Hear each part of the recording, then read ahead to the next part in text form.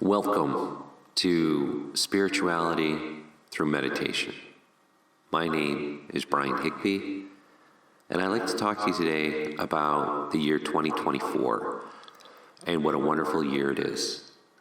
We're only 2 days in, but it's also a wonderful year. And why do I use the term, it's a wonderful year already? Because one thing that I'd like to talk to you about is the perpetual present, being mindful and being in the moment. It's very important going forward for the entire human race to look inward, to reflect, to deep dive into the subconscious mind. It's very important because what this allows us to do is it allows us to be present in the moment. It also allows us to change our negative, pre-programmed thoughts. You know, people like to blame the environment and everything around them for the misery that they live in. But the truth is that from conception, when our parents conceived us, they were operating on specific vibrational frequencies that overlapped, that then became us through DNA. Then once we were born, we were then environmentally conditioned as well as genetically conditioned from birth into what we eventually become. Most parents, unless they're neurologists or psychologists, don't understand the impact of the world, the environment on their children. They have some idea, obviously. You don't watch R-rated movies with an infant and so forth. But you can't really blame a parent who's not a specialist. So what I suggest is in 2024, you start deep diving through altered states of consciousness, through meditation, through breath work. Open yourself up deep. Go in 20 minutes in the morning, 20 minutes in the afternoon. Make the time. Sit in a comfortable chair or lie in a comfortable mattress. Close your eyes. Put some headphones on. Listen to some specific frequencies, hertz frequencies, or white noise, something that'll just allow you to tune out from the material world for a while. Disconnect from that material body. Float in your mind for just 20 minutes at a session.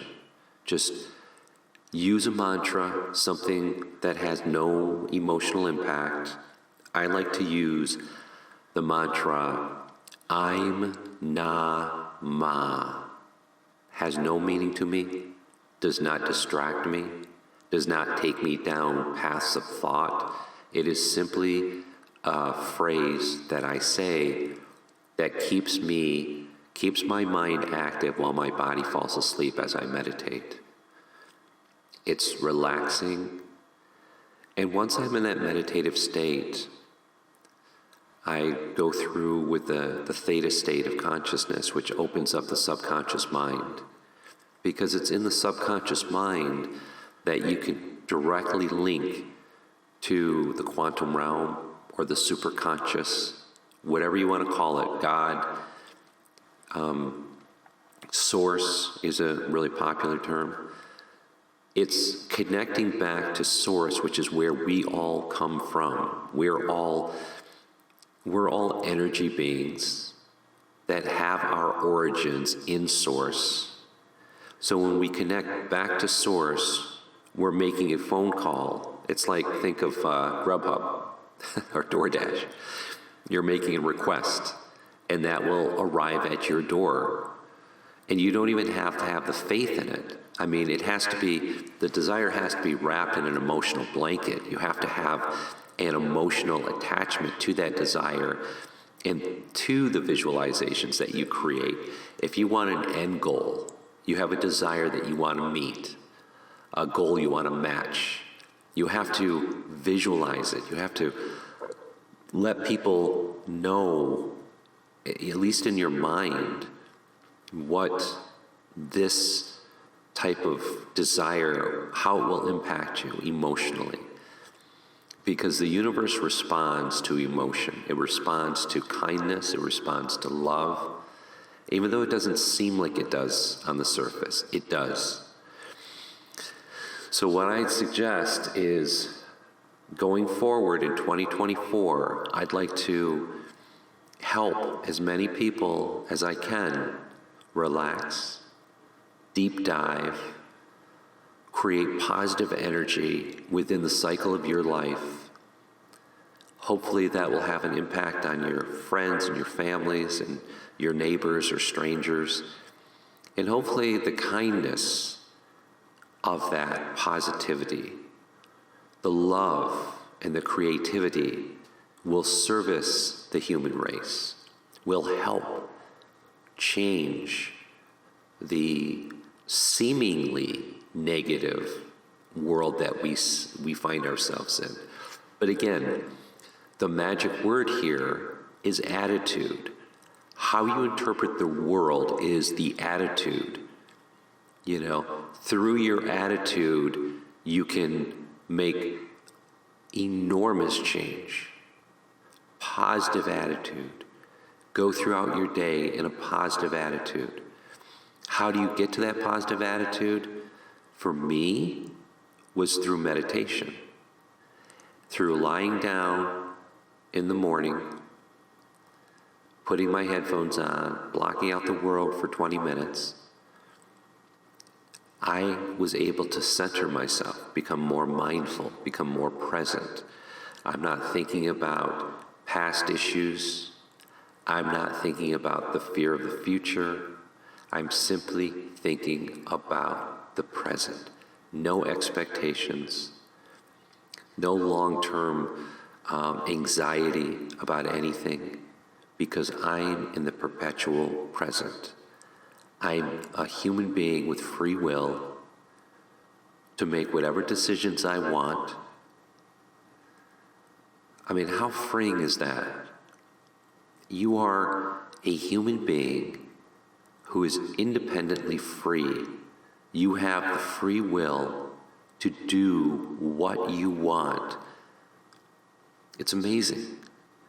And the more you deep dive, the more you connect back to Source or the superconscious, the more you will realize that you have complete control, not just an attitude, not just positivity, but you have complete control over your environment. You have complete control, not just of your actions, but the energy of the universe, which you are part of, will connect and align through many levels of synchronicity to give you what you're requiring.